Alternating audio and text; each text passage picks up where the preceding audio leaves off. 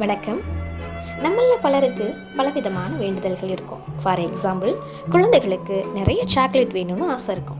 பள்ளி குழந்தைகளுக்கு நிறைய விடுமுறைகள் இருக்கணும்னு ஆசை இருக்கும். அதே குழந்தைகளுடைய அப்பாக்கு அம்மாக்கு விடுமுறையே இருக்கக்கூடாது அப்படின்ற வேண்டுதல் இருக்கும். இப்படி நம்மள பலருக்கு பல வேண்டுதல்கள் இருக்கும். ஆனால் நம்ம ஐங்குறுநூறில் இருக்கக்கூடிய தலைவியினுடைய வேண்டுதல் எப்படி போரும் போகியார் எழுதிய ஒரு அழகான பாடல்.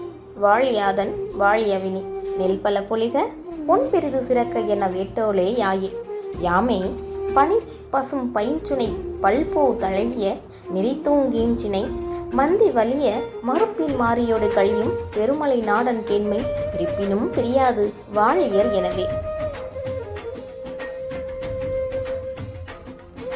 ஊரில் இருக்க பெரியவங்க எல்லாருமே நாடு சிறப்பாக இருக்கணும், நாட்டில் நெல் பல பொழிஞ்சு பொன் பெரிது சிறந்து மண்ணன் சிறப்பாக வாழணும் அப்படின்னு தானே வேண்டுவாங்க. ஆனால் தோழி, என்னுடைய வேண்டுதல் என்ன தெரியுமா? பனி படர்ந்த குளிர்ந்த நீரோடைகளும் அதில் பூத்து குலுங்குகின்ற அழகான மலர்களும் இருக்கிற அதோ தெரியுது பார்த்தியா ஒரு மலை, அந்த மலையினுடைய நாடன் தான் என்னுடைய தலைவன். அவனுக்கும் எனக்கும் இடையிலான கேண்மை, அதாவது காதல் இருக்கு இல்லையா, அந்த காதல் யார் எங்களை பிரிக்க நினச்சாலும் பிரிக்கவே முடியாத மாதிரி நல்லா ஸ்ட்ராங்காக இருக்கணும் அப்படின்னு வேண்டிப்பாலாமா. ஆகா, எப்படி ஒரு வேண்டுதல்! நம்மள பலரும் இதே மாதிரியான நிலையில தான் இருப்போம். அப்படிப்பட்ட அவங்க எல்லாருக்கும் இந்த பாடல் சமர்ப்பணம்.